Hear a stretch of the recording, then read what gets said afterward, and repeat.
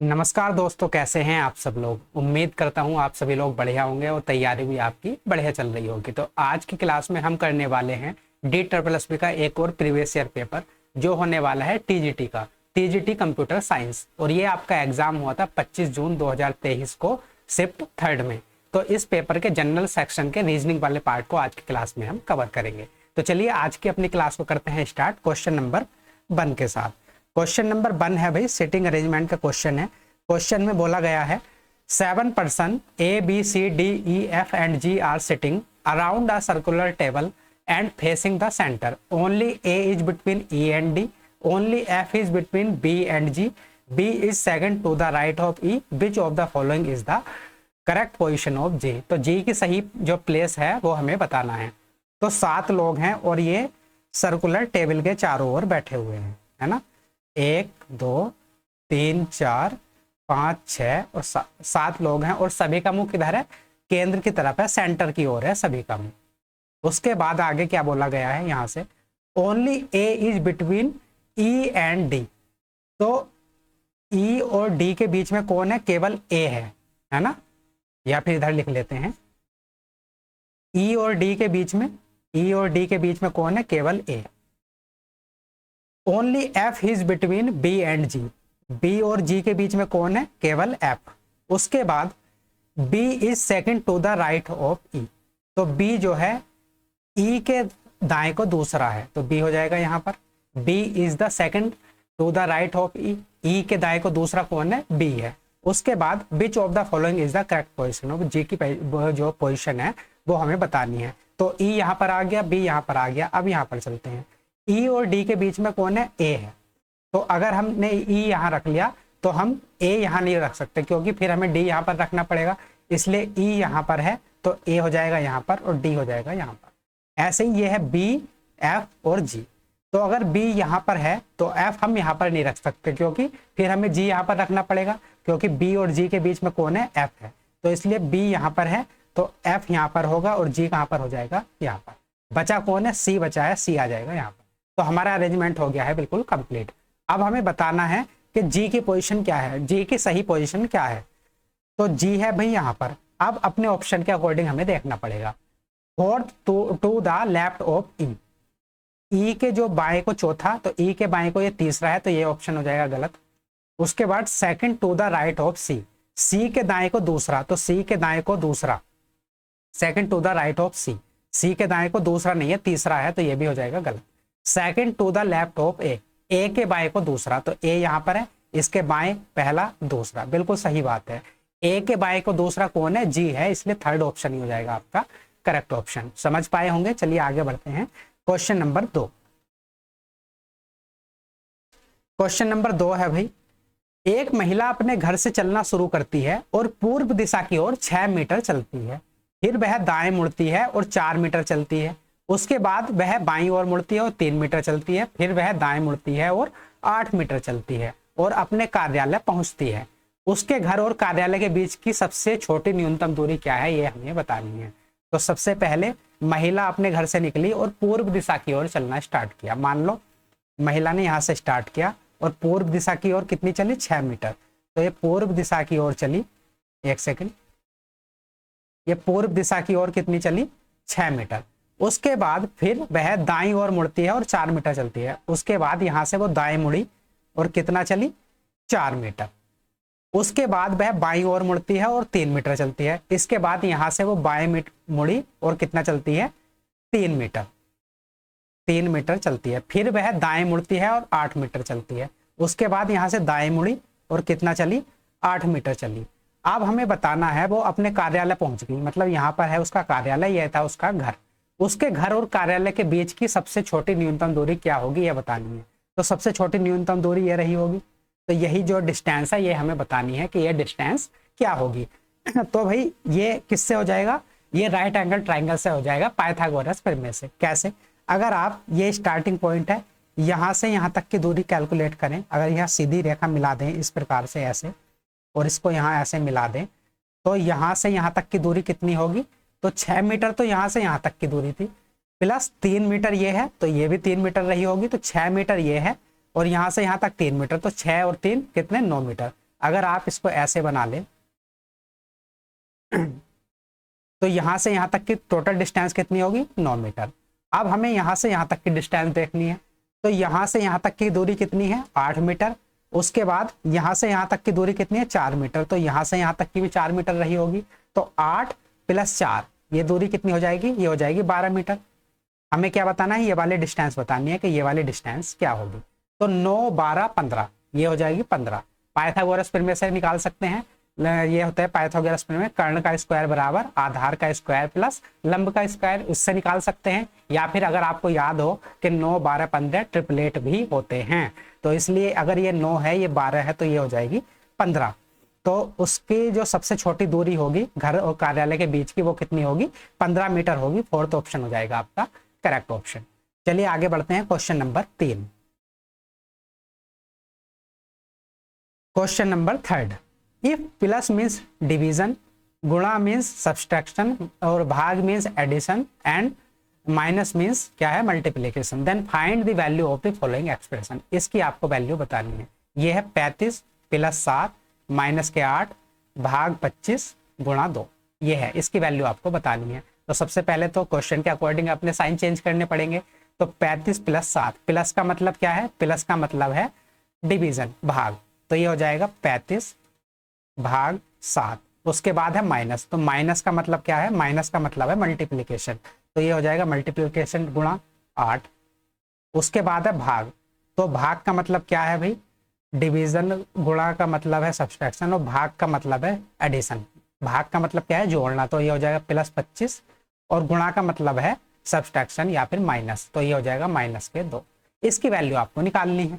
तो भाई ये 35 को अगर 7 से भाग करोगे कितनी बार चला जाएगा, 5 बार, गुणा 8 + 25 - 2, तो 5 × 8 = 40 + 25 - 2, 40 + 25 कितना हो जाएगा, 65, और 65 में से 2 माइनस करोगे कितना आ जाएगा, 63। तो क्या आ गया, 63 आ गया इसको सोल्व करके। सेकंड वाला ऑप्शन आ जाएगा आपका करेक्ट ऑप्शन। चलिए क्वेश्चन नंबर 4।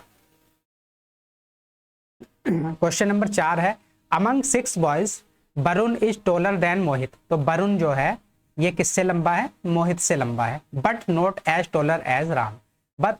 बट इतना लंबा नहीं है जितना कि राम है, मतलब राम से छोटा है और मोहित से बड़ा है, कौन, वरुण। उसके बाद Jayant is taller than Datta. Jayant है, ये कोई जयंत है, ये किससे लंबा है, दत्ता से लंबा है, बट शॉर्टर देन मोहित, लेकिन मोहित से छोटा है। तो मोहित यहाँ पर है, तो मोहित से छोटा कौन हो जाएगा, जयंत, और उससे छोटा कौन हो जाएगा, ये हो जाएगा दत्ता। उसके बाद Datta is taller than Keshav, और ये जो दत्ता है ये किससे लंबा है, केशव से लंबा है। तो हमारा अरेंजमेंट बनके हो चुका है कंप्लीट। अब हमें क्या बताना है, who is the tallest in the group, मतलब इस ग्रुप में सबसे लंबा कौन है। सबसे लंबा कौन है, आर कौन है, राम। तो सेकंड ऑप्शन हो जाएगा आपका करेक्ट ऑप्शन। चलिए आगे चलते हैं, क्वेश्चन नंबर 5। क्वेश्चन नंबर 5 है भाई, ये दे रखे हैं स्टेटमेंट 3 और 3 ही कंक्लूजन दे रखे हैं, 4 ऑप्शन दे रखे हैं। तो सबसे पहले तो हमें क्या बनाना पड़ेगा, डायग्राम बनाना पड़ेगा स्टेटमेंट्स की मदद से। तो सबसे पहले डायग्राम बना लेते हैं अपना। सम डॉग्स आर वाइट्स, तो कुछ डॉग्स क्या है, वाइट है, सफेद है, ये हो गए। कुछ डॉग क्या हो गए, सफेद हो गए। उसके बाद सम वाइट्स आर लाइट्स, और कुछ जो सफेद हैं वो क्या है, ये लाइट है। उसके बाद ऑल लाइट्स आर कैंडल्स, और सारी की सारी जो लाइट है वो क्या है, ये है कैंडल्स है। तो हमारा जो है डायग्राम बनके हो चुका है कंप्लीट। अब आते हैं अपने कंक्लूजन या फिर निष्कर्ष पर। तो पहला निष्कर्ष क्या है भाई, सम कैंडल्स आर डॉग्स, कुछ कैंडल्स ये वाले हैं, ये डॉग हैं, लेकिन डायग्राम से देखने को तो हमें डायरेक्ट इनमें कोई भी रिलेशन नहीं पता चल रहा है ना। अगर हम डायग्राम को देखें तो डॉग और कैंडल में कोई भी डायरेक्ट रिलेशन नहीं है, तो ये कंक्लूजन हो जाएगा आपका गलत, क्योंकि अगर डायग्राम में डायरेक्ट जो हमें रिलेशन दिखाई ना दे तो उस कंक्लूजन को हम गलत करते हैं, है ना। उसके बाद सम कैंडल्स आर वाइट्स, कुछ जो कैंडल है, ये वाली कैंडल है वो क्या है, वाइट है, बिल्कुल सही बात है। ये वाली जो कैंडल है ये क्या है, वाइट है, तो ये वाला सेकंड वाला हो जाएगा आपका सही कंक्लूजन। अब थर्ड कंक्लूजन देख लेते हैं। सम लाइट्स आर डॉग, कुछ जो लाइट है, ये वाली जो लाइट है ये क्या है, डॉग है। तो लाइट और डॉग इनमें भी कोई डायरेक्ट रिलेशन हमको नहीं दिख रहा, तो ये भी कंक्लूजन हो जाएगा आपका गलत। तो सिर्फ सेकंड जो कंक्लूजन है वही हो जाएगा आपका करेक्ट। तो ओनली सेकंड फॉलोज, फर्स्ट वाला ऑप्शन हो जाएगा आपका करेक्ट ऑप्शन। चलिए आगे चलेंगे क्वेश्चन नंबर 6।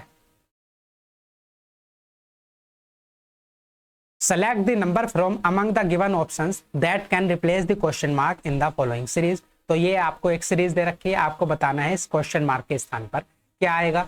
सीरीज क्या है, 4, 11, 25, 46 और 74। आगे बताना है हमको क्या आएगा। तो अगर भाई यहाँ पर लिख ले हम 4, 11, कलर चेंज कर लेते हैं, 4, 11, 25, 46 और 74। आगे बताना है आगे क्या आएगा।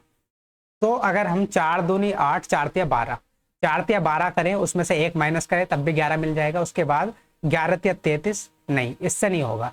अब हम क्या करेंगे, गैप देख लेते हैं, इनका डिफरेंस देख लेते हैं। तो 4 और 11 में कितने का गैप है, 7 का, है ना। 4 और 11 में कितने का गैप है, 7 का। ऐसे 11 और 25 में कितने का गैप है, ये गैप है 14 का। उसके बाद 25 और 46 में गैप कितने का है, ये गैप है 21 का। उसके बाद 46 और 74 में गैप कितने का है, ये है 28 का गैप। तो आपको यहाँ से एक पैटर्न पता चल रहा होगा, पैटर्न फॉलो हो रहा है क्या। 7 की 1 से गुणा करोगे 7, 7 दूनी 14, 7 तिया 21, 7 चौक 28। तो आगे जो नंबर आएगा वो आएगा 7 पंजे 35, मतलब 74 प्लस 35 और हमारा जो है आंसर आ जाएगा। तो 74 में अगर आप 35 जोड़ दोगे तो कितना मिलेगा, 5, 4, 9, 7, 3, 10, 109। तो आगे जो भी संख्या आएगी वो क्या होगी, 109 होगी। तो आपका फर्स्ट वाला ऑप्शन हो जाएगा करेक्ट ऑप्शन। सिंपल क्वेश्चन था। चलिए आगे बढ़ते हैं, अगला क्वेश्चन देखते हैं, क्वेश्चन नंबर 7। क्वेश्चन नंबर 7 है, एक question is given followed by 2 arguments, decide which of the argument is या फिर are strong with respect to the question. तो आपको बताना है कौन सा जो तर्क है वो मजबूत तर्क है या फिर कमजोर तर्क है। सबसे पहले स्टेटमेंट दे रखा है, आपको कथन दे रखा है, should youth be courage to start business. क्या युवाओं को व्यवसाय शुरू करने के लिए प्रोत्साहित किया जाना चाहिए। तो ये आपका कथन है। उसके बाद तर्क क्या है, पहला तर्क है हाँ, yes it will help in the industrial development of the country. हाँ, इससे देश के औद्योगिक विकास में मदद मिलेगी। पहला जो आपका तर्क है यह है कि हाँ बिल्कुल सही बात है, इससे देश के औद्योगिक विकास में मदद मिलेगी। और सेकंड तर्क है आपका yes they will reduce the burden on the job market. हाँ, इससे नौकरी के बाजार पर बोझ कम हो जाएगा। तो एक कथन है, 2 तर्क दे रखे हैं। तो कथन से आपको इनको मैच करना है और बताना है कि ये जो तर्क दे रखे हैं ये मजबूत तर्क हैं या फिर कमजोर तर्क हैं। तो कथन आपने पढ़ लिया होगा कि क्या युवाओं को व्यवसाय शुरू करने के लिए प्रोत्साहित किया जाना चाहिए, ये आपका कथन है। उसके बाद अगर हम पहले आर्गुमेंट को देखें, हाँ इससे देश के औद्योगिक विकास में मदद मिलेगी, बिल्कुल सही बात है। अगर युवा जो है बिजनेस के लिए, बिजनेस करने के लिए तैयार हो जाएंगे या उनको प्रमोट किया जाएगा तो उससे जो देश का औद्योगिक विकास होगा, बिल्कुल सही बात है। तो ये जो आपका आर्गुमेंट है बिल्कुल सही है या फिर आपका स्ट्रॉन्ग आर्गुमेंट है। अब सेकंड आर्गुमेंट देखते हैं, yes they will reduce the burden on the job market. ये भी बिल्कुल सही बात है। अगर कथन को देखें कि युवाओं को जो है व्यवसाय करने के लिए प्रोत्साहित किया जाना चाहिए, अगर सारे युवा या फिर ज्यादातर युवा अगर व्यवसाय करेंगे, बिजनेस करेंगे तो जो है जॉब के ऊपर डिपेंडेंसी कम हो जाएगी। अगर व्यवसाय में लग जाएंगे लोग तो जॉब के ऊपर जो बर्डन आता है वो थोड़ा कम हो जाएगा, है ना। ज्यादा लोग व्यवसाय की तरफ चले जाएंगे, बिजनेस की तरफ, तो जो जॉब की तरफ जो इतना सारी जो भीड़ जाती है या फिर जॉब मार्केट में जो इतना दबाव होता है वो थोड़ा कम हो जाएगा। तो ये जो आपका आर्गुमेंट है ये भी बिल्कुल सही है या फिर ये भी जो है स्ट्रॉन्ग आर्गुमेंट है। तो दोनों आर्गुमेंट आपके स्ट्रॉन्ग होंगे।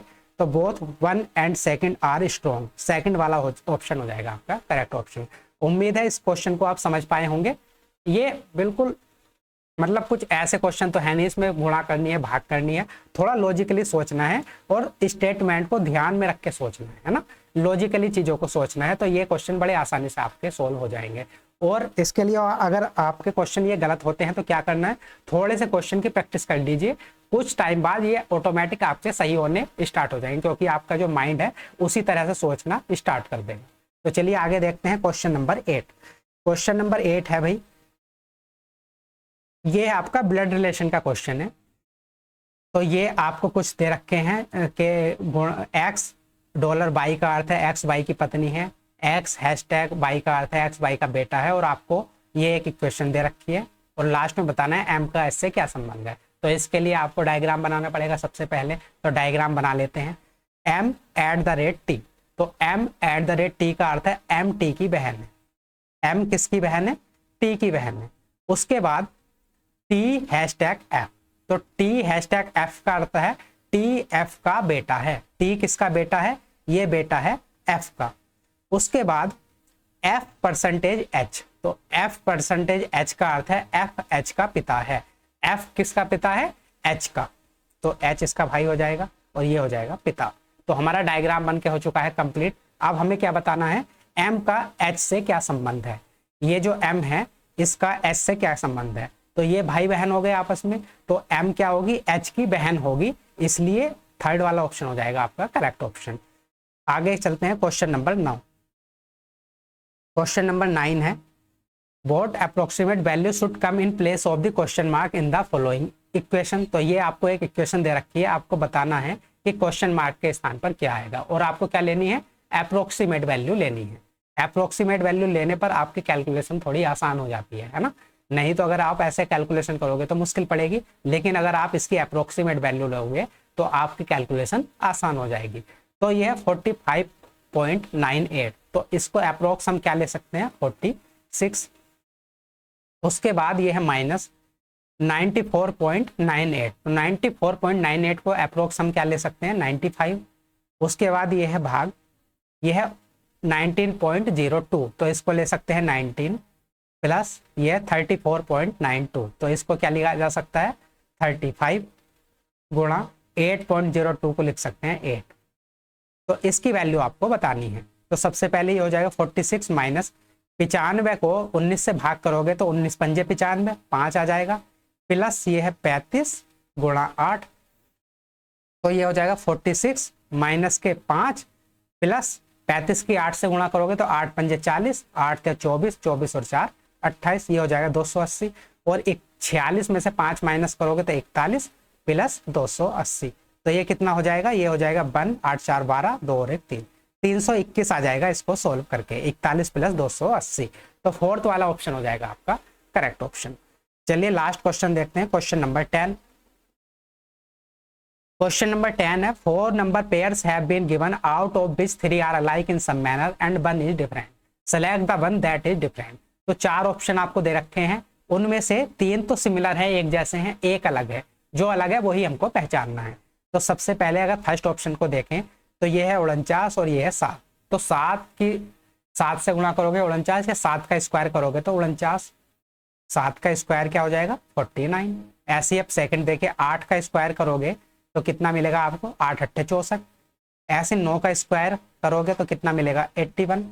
और 11 का स्क्वायर क्या होता है? 11 का स्क्वायर होता है 121, लेकिन ये क्या है? 120। तो जो पहले 3 ऑप्शन है उसमें जो बाद वाली संख्या है इसका स्क्वायर आगे लिखा गया है। 7 का स्क्वायर 49, 7 का स्क्वायर 49, 8 का स्क्वायर 64, 9 का स्क्वायर 81, लेकिन जो फोर्थ ऑप्शन है 11 का स्क्वायर होता है 121, लेकिन ये क्या है? 120, इसलिए ये जो चौथा ऑप्शन है यही हो जाएगा आपका करेक्ट ऑप्शन। तीनों सिमिलर है, ये अलग है, यही हो जाएगा आपका करेक्ट ऑप्शन। तो ये हमने भाई 10 क्वेश्चन कर लिए हैं, 10 क्वेश्चन और बचे हुए हैं इसके, उसे हम कल के क्लास में कवर कर लेंगे। अगर क्लास अच्छी लगी है तो लाइक कर देना, शेयर कर देना, और अगर आपको इस क्लास का PDF चाहिए तो वो मिल जाएगा Telegram channel paper 1 by Shivam Chauhan पर। तो चलिए मिलते हैं कल को नई क्लास के साथ, तब तक के लिए नमस्कार, धन्यवाद।